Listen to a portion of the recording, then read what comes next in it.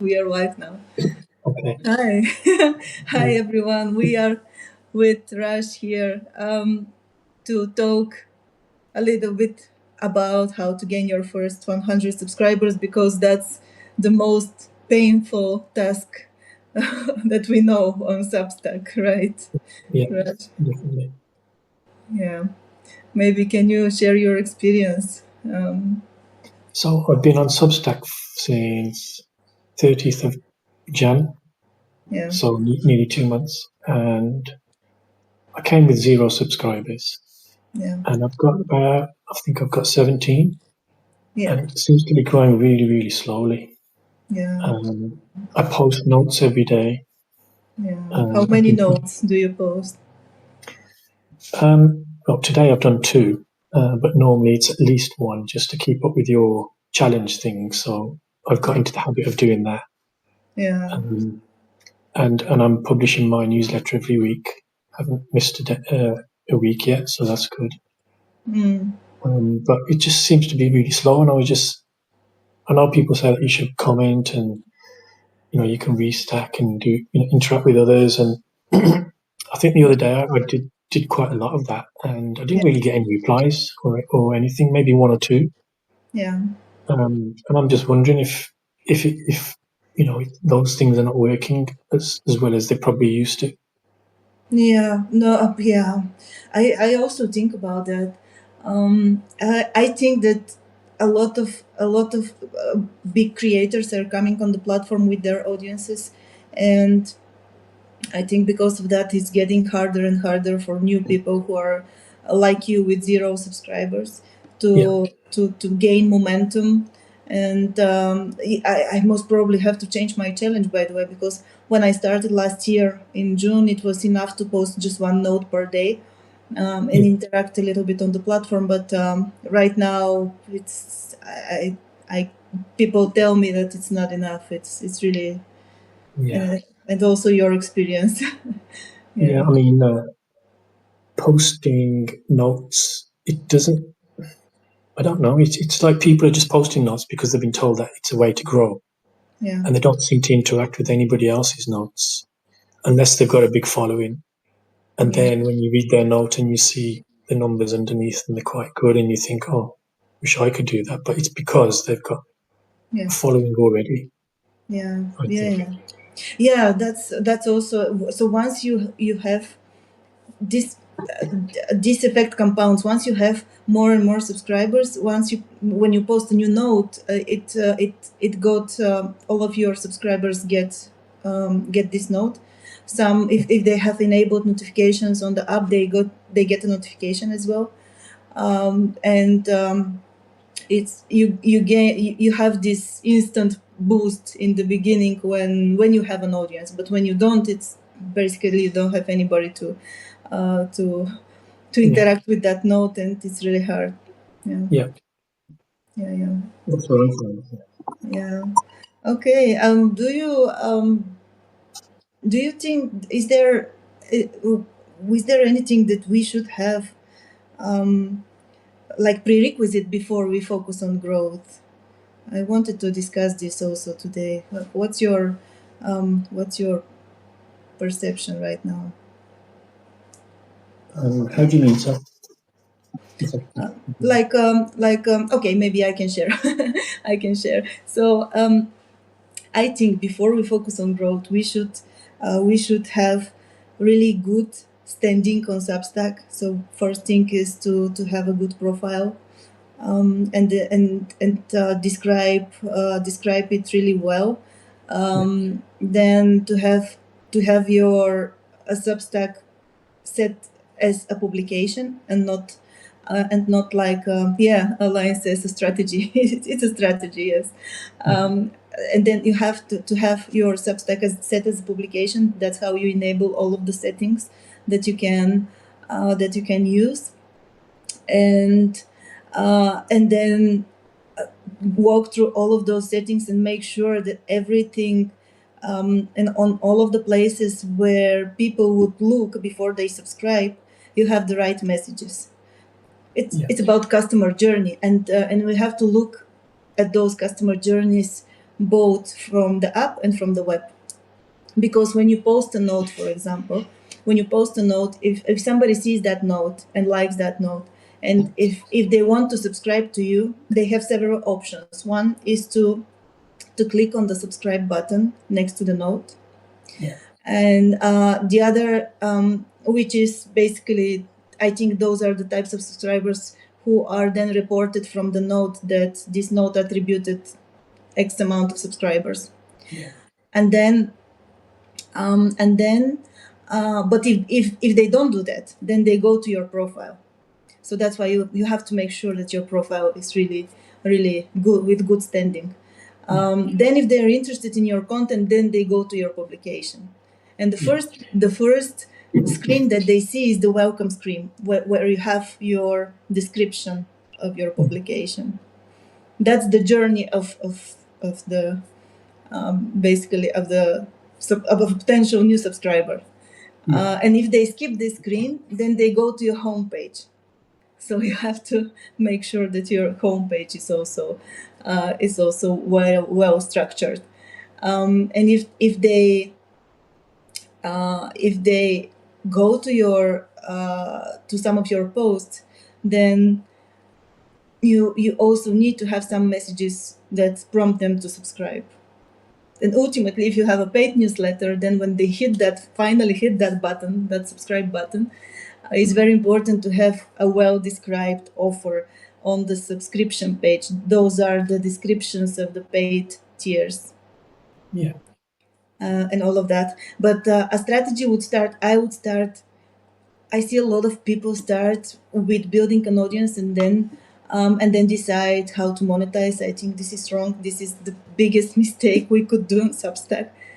I would start with the offer first. So how do you monetize this new newsletter? Whether it doesn't matter whether it's a free newsletter or a paid newsletter. Yeah. You have to decide what would be the reason for those people to stay with you, to stay on your list. And eventually, how would you monetize this list if you aim to monetize it? Yeah. And then make sure that you have a very clear description of this offer everywhere, on those places, on each of those places throughout the journey of a new subscriber, like your profile, your publication, your welcome page, your home page of the publication, and also in the posts.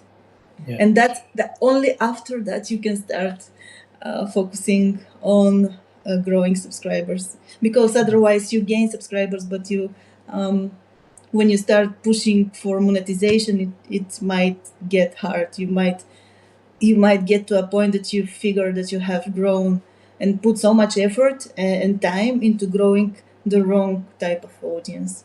Yeah. Yeah. Makes Yeah.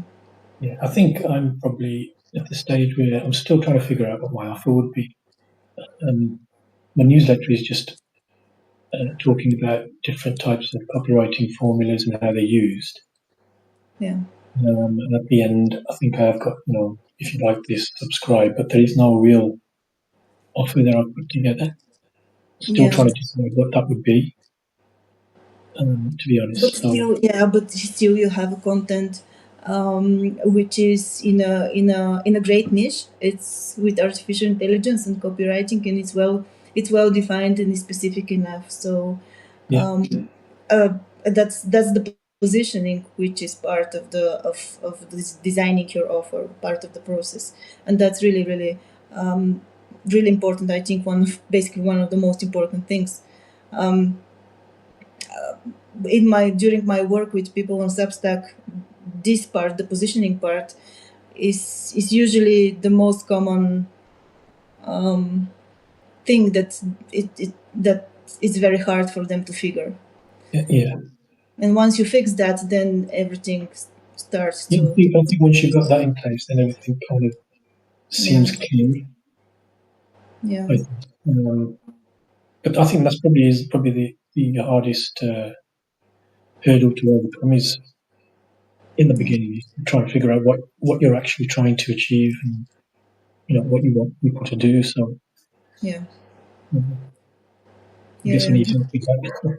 Yeah, that type of clarity you need to have at the beginning. Yeah. Definitely, definitely, definitely.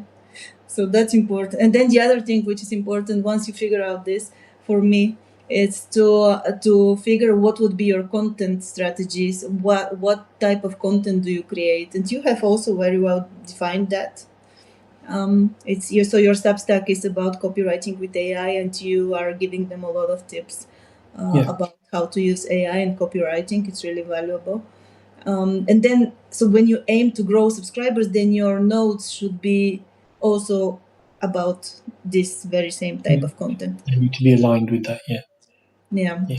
So that, because I see notes as the beginning of the funnel, because basically notes is a tool you can use to grow your audience. So that would be the first interaction of people with you, and then where they decide whether they become your subscriber or not. And because of that, these notes have to be connected to your newsletter. I had in December last year, I had a viral note. It was very, very emotional, and it had nothing. It was a personal update story, and but out of those 10,000 likes, I didn't. I got, I don't know. I think 200 and something subscribers, Yeah. which is basically, it's just because this note was not really connected to my newsletter. And I have seen notes which have half of their likes convert to subscribers Yeah. when the content is related to the newsletter. And in the comments of this note, a lot of people were asking me where they can read more about me and the topics that I have described in this note, uh, Okay. which I didn't have an answer because my newsletter is about something else. Yeah. So it was a big learning for me. It Mm. was a heads up that I should. Then I understood how should I definitely approach notes. Yeah. Um, Okay. yeah. So Yeah. now I'm posting a lot of tips that are related to my newsletter. I treat them as a mini newsletters, if you think about them like Yeah. that. It can be, yeah, Yeah. That's one way of looking at it. Yeah. yeah, Yeah. I just think that it's about alignment, then, isn't it? Yeah. I'm writing about copywriting with AI. What's yeah, what's it going to lead to? Who's it for? Who can I benefit? Who am I trying yeah, to target? yeah, And I haven't really nailed that down at the moment. I mean, I'm looking at um, trying to target people on LinkedIn. I think yeah, we discussed that before. And maybe going after on LinkedIn, within LinkedIn, going after, aim target, not going after, mhm, targeting like SaaS yeah, companies yeah. um, that need a presence on LinkedIn. How Um, does it work? I'm curious. I think there's potential to pull subscribers from LinkedIn to Substack. yeah, so I have actually got one of my subscribers come through LinkedIn, which was about a month ago, which really surprised me. So on LinkedIn, you can have in the bio, right to Yeah. the top, you can put a link to anyway. Hmm. And I put the link to my Substack. Yeah. But there's no call to action saying, if you want to join my newsletter. Okay. Um, but Okay. in the post, at the end of the post, that's where I could probably put that. Mm-hmm. Um, but now I'm thinking that mm, that link in LinkedIn should go to trying to develop a lead magnet. Mm. Yeah. But I can't do the lead magnet until I've 100% nailed down exactly who I'm going to go after. And if it is going to be the SaaS companies and, going through LinkedIn, then, I'm kind of almost there with that. And then I believe the way you would have to move people over from a lead magnet is you would have to do it manually, import them Yeah. after you get a few. So maybe that's one way of doing it. But at the moment, my LinkedIn link is going straight to my Substack. But to your is it to your lead magnet? No, I haven't created a lead magnet yet. That's what I'm thinking of doing, is creating a lead magnet. Once that's done, then I can change the link over to go to the lead magnet. But at the moment, it's going straight to a Substack. So that would be one thing. It's also something that I figured I got it kind of wrong at the beginning. When I started on Substack, I thought that I don't really need a lead magnet because Notes is already on Substack, so I can simply I, I can simply create a lot of notes and gain subscribers directly from Notes. But then I decided, and I was growing. I was definitely growing. Um, I was okay. People say I see some comments, but they are now hidden. Yeah. So I was. Then I decided I was growing. It was about 10 subscribers per day. Sometimes during this viral note, I got about 30 subscribers per day. Yeah. And it lasted for 2 weeks or something. But after that, then I was back to 10 subscribers, and I couldn't really figure how to increase that. And Yeah. then recommendations is also another tool to use. But from Notes, it was I really wanted to push this to grow further, so I decided to create a lead magnet. And initially I was planning to do this to publish it in the form of a guide, in a PDF guide. Yeah. But then, since I decided to use this as a lead magnet, this idea as a lead magnet for Substack, I created a welcome sequence with a 10-day email course about how to grow your first 1,000 subscribers on Substack. Yeah. And I took this link and pinned it on my publication, and I added a short description in my publication description, and also so everywhere where people would see when they decide whether to subscribe or not. And then also added this link in my social media profiles everywhere, and Yeah. also on Medium. And now and also Notes, when people ask me for some advice, I answer sometimes with giving them this link. Yeah. And I think this worked. I couldn't really tell whether it's because of the lead magnet or not, but shortly after that, in January, I decided to really push. So yeah, in January I set a welcome sequence in Kit. So I import automatically free subscribers, all of my subscribers to Kit, and all of the new subscribers receive this sequence, 10-day sequence. Yeah. And then in February I decided to start writing more notes. So from 1-2 per day, now I write 3, 5, sometimes even 10 per day. Yeah. And some of them went viral. Actually, I have another now going right now at this very moment is going viral. It has about it was 1,000 and something likes already. No, 2,300 likes already right Yeah. now. And it's really doing well from subscribers. So yesterday I got 75 subscribers just for Wow. one day. Wow. Yeah. So I think it compounds. So having a lead magnet, posting more notes, not just one or two, posting more notes, have them connected to your newsletter, and also the formatting of the notes. That's another thing that I would like to cover now in this live, because I see a lot of people posting links in notes, and that's a huge mistake. I think people, the most, the notes that get the most engagement are just short text, Yeah.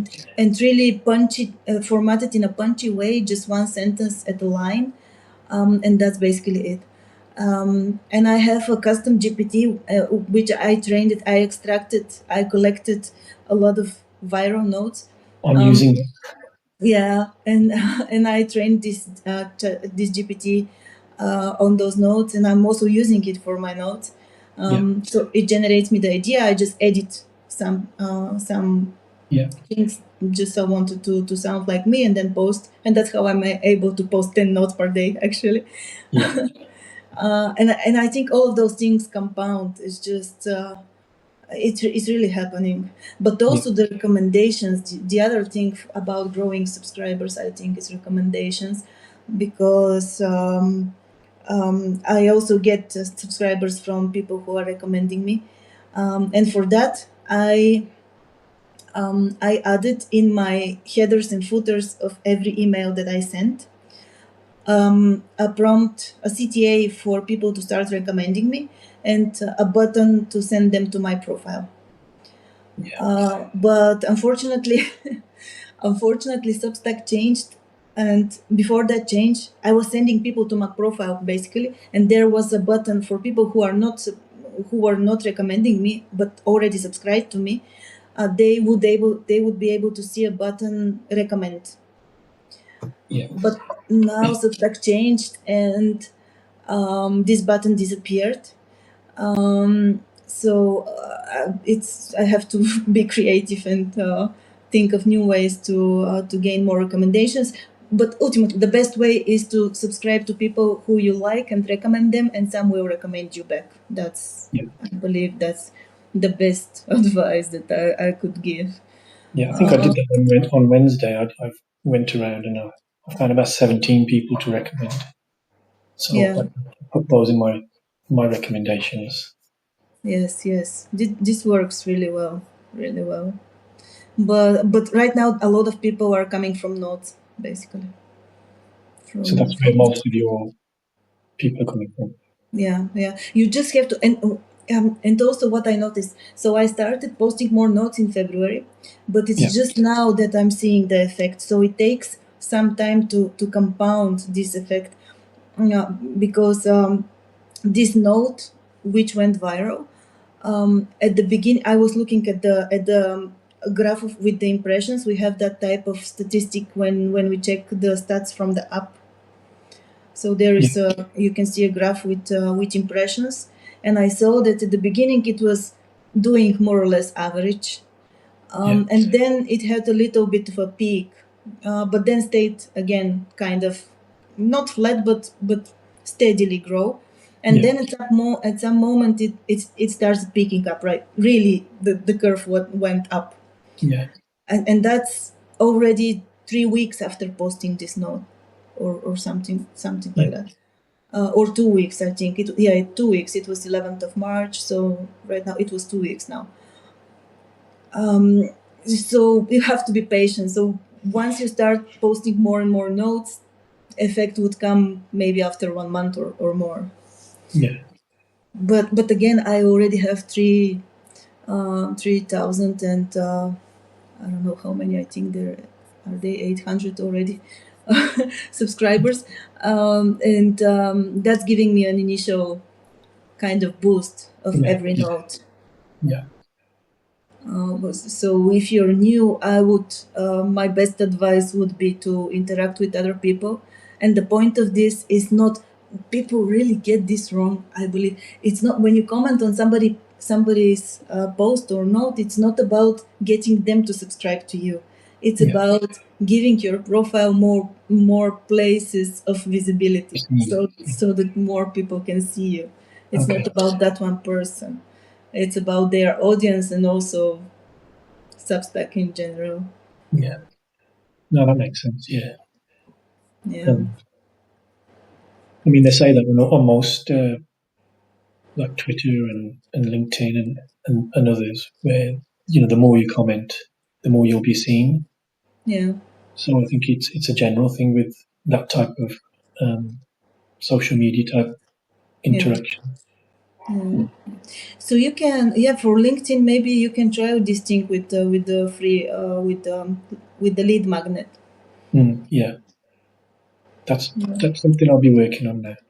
yeah, I just need to exactly nail down what it's going to be about and who it's aimed at. yeah, yeah. Yeah, You but could you sorry. could collect some tips about the most popular copywriting formulas. I Mm, I like those. I think a lot of people don't know them from the writers community, because that's what I see in the content. Yeah, Most usually the CTA is not really copywriting; it's informing, and the whole point of copywriting is to drive some actions. yeah. I mean, I've got a collection of 55 copywriting formulas, Yeah, and the plan is to my newsletter is the plan with the newsletter is to write about those, break them down, maybe one a month. So the four newsletters that go out in the month are just breaking that one formula down bit by bit, and then moving on to the next one, which is fine. Which is why I was saying to you before that I might shift it to 2 times a week, because on the Thursday it can be just about breaking down the formulas, and then on the Tuesday it can be about applying it in a real world situation. yeah. That's what I'm thinking. Um, just like you said, like people write online, but it's like anything. When you know something, you think that everybody knows it, but they don't. No, they don't. And Yes, yes, yeah, so you see a lot of people on LinkedIn that are writing, and they've got something good to say, but the way it's structured and the way it could be written a bit better to make somebody um, psychologically attach themselves more to it. yeah, And then the person who's written what they've written is getting their message deeper into that person's mind. And if they've got a CTA at the end of it, yeah, it will make more people yeah, click on the CTA. That's the whole point of copywriting. So, like I says, there's a lot of people out there that write on LinkedIn that don't know these techniques. yeah. And, maybe I that's think one of also the on Substack, I think your advice is really pure gold. Honestly, I think a lot of people should know this. And yeah, everybody who's watching, please, if you're interested, subscribe to Rush. You have a tiny little button next to this live. Everybody should know this, especially if you try to monetize the newsletter and you're not doing this only just for fun. Any yeah, type of monetization, like free newsletter and selling digital products or paid newsletter, we should definitely know this copywriting techniques, and using AI for this. And AI is really really good if you know how to prompt it about copywriting, yeah. um, and So you can get even more ideas. Yeah, that's another thing. Like everybody now, not everybody, but most people on the planet now know about AI and ChatGPT and everything. But not there's not many people that know how to use it. To get brilliant output from it. And yeah, one of the things that I found is, for example, there's a copywriter that I really like called Gary Halbert. yeah, He's passed away now, but he's known as, if you just Google him, he's known as one of the best copywriters that ever lived. Um, yeah, and I've got a couple of his books. And what you can do in ChatGPT is you can upload the books in PDF yeah, format into, they're called projects now. So mine is called the Gary Halbert Project. yeah, And I've uploaded 2 of his books so that and then you give ChatGPT the instructions related to that project, saying, I want you to read these books word for word, and I want you to understand what Gary Halbert's tone is, what he's trying to teach, and everything from the book. yeah, And what you're doing there is then, uh, although ChatGPT knows everything that's in the world that's been written, when you want something specific, you want to give it something specific to aim at. So if you're only going to talk about Gary Halbert and copywriting techniques, and I want you to give me output that is based on Gary Halbert's techniques, you should only give it, a couple of books that are all yeah, based on, because then it doesn't need to go out into the internet and find, and that's when hallucinations happen. yeah, yeah, yeah, So if you give it, PDFs and upload these documents and whatever you're talking about, then you can say to it, right, I want you to create an article about this. This is a product. Do it in Gary Halbert's style, and it will just, be really, really concentrated. The output would be concentrated, and it would be really good. That's yeah, how you use AI. And then also, your first output probably won't be what you want, but then you have a conversation and say, "Oh, I like that. I like the first two paragraphs, but can you change this and can you do this?" Yeah. Yeah. And that's how you use it. And when you get good at it, it doesn't take that long to come out with an article or a piece of content that you can put on Substack or LinkedIn or whatever. Yeah. Um, and that's using AI with copywriting techniques. And I just find it fascinating. Yeah, yeah, I use it in a similar way. I don't use projects. I use the custom GPTs. Yeah, that's Uh, another way. Yeah, yeah, because there I can basically give it instructions about anything, about formatting, yeah, about topics, about audience, yeah. about Like the notes one that you've created. Yeah, yeah, and I can also upload training data, like in projects as well, and ask it to write based on this. It's really yeah, powerful, yeah, really powerful. But also with yeah, with custom GPTs, I can whenever the first time I create a new custom GPT, it's never perfect, and then I start testing it. And when I notice some things, then I go back to the settings and I can adjust this so that in the future it doesn't do this. yeah. Uh, yeah, it's. I think I cannot do this in projects, so that's why I prefer Yeah, I GPTs. think the projects one is more of a personal thing. With the chat GPTs, it's something that you can, once you've perfected it, you can put it public and other Yeah, people can use exactly. it. So yeah, I share it with my paid subscribers. Yeah, Yes, like the one with you, the notes one that you've done. That's really good. But yeah, yes, that's the way you get really good output from ChatGPT. I yes. mean, Claude as well. You can use Claude. Claude has got similar features. True. Yeah, Yeah, but yeah. either one. Neither one works. Yeah, yeah. Okay. Have you noticed? Can you share anything maybe which doesn't work for gaining new subscribers? So have you tested so far? I have one. For example, cross posting or guest posting. For me, it doesn't. So I read something the other day which made me do my first cross post yesterday, and it was somebody saying that one of their biggest pieces of advice was to cross post because Yeah. they found they got a lot of subscribers from it. Okay. Really? Um, Yeah. but I mean, again, it depends on your niche or Maybe. Yeah. who you're Maybe. writing for. I don't know. I mean, I can't really answer that question because I haven't really tested much stuff. Everything I've been doing hasn't led to anything, so I'd probably say nothing works. But no, that's not true. Yes. No, it's good that you say Um, that. It's really important. Yes, it's very very true. The fact that I'm saying that it's not working, it means that it's not working for me. But everybody should test and see what works for uh, yeah, for them and what doesn't.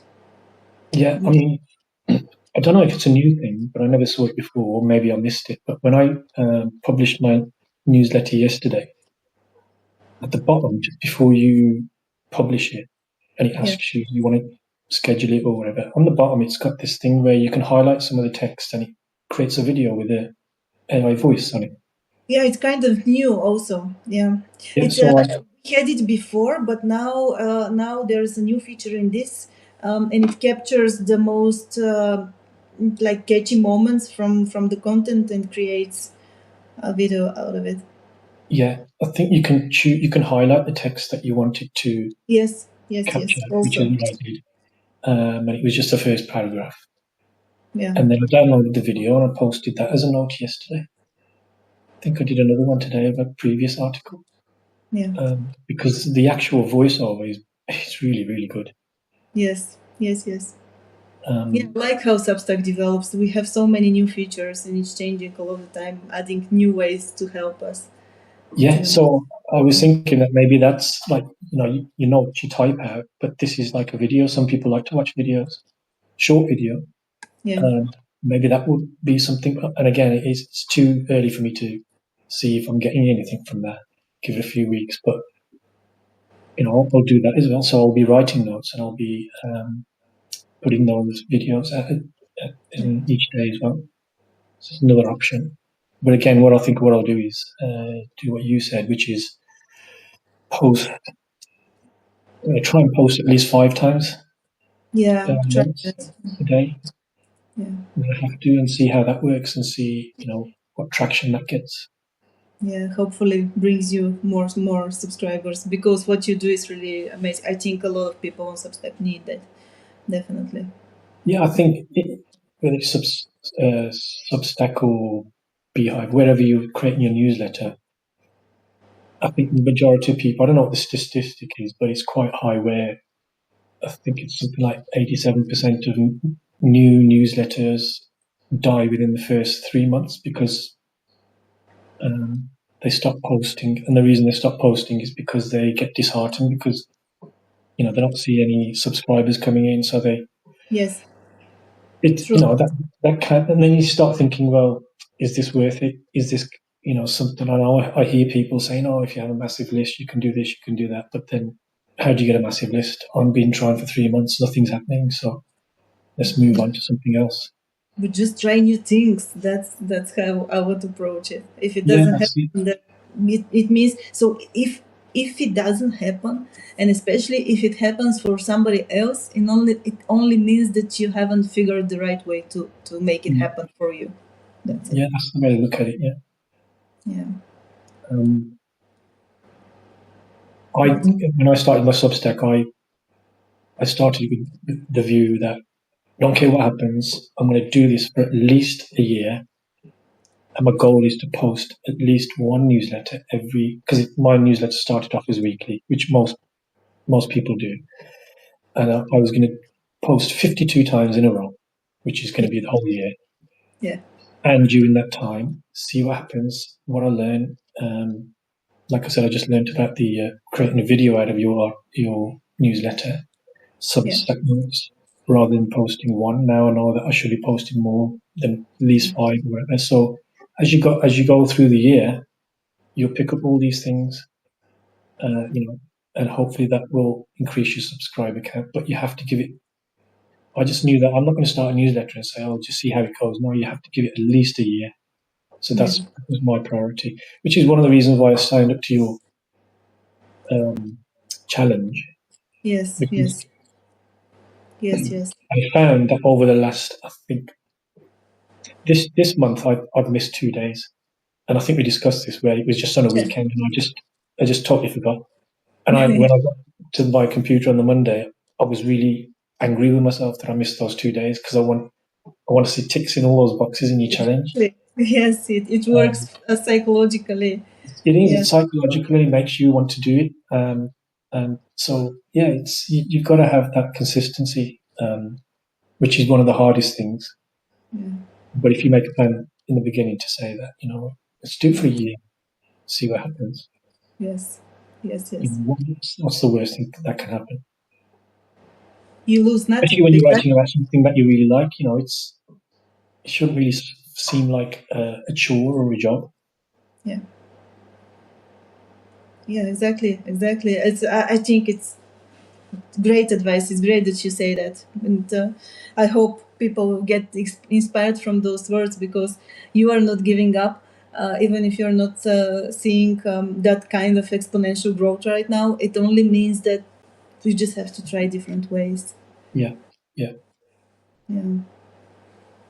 Okay. Okay. So thank you so much, Raj, for this conversation. I think we shared a Thanks. lot of stuff.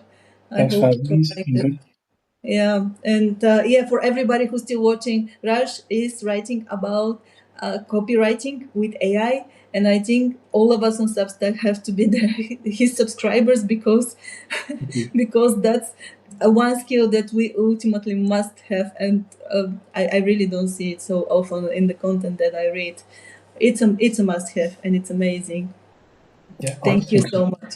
Yeah, Thank you thank you. very much. Okay, thank you all for joining. Thanks, See you. everyone. Bye. Bye. Bye. Bye.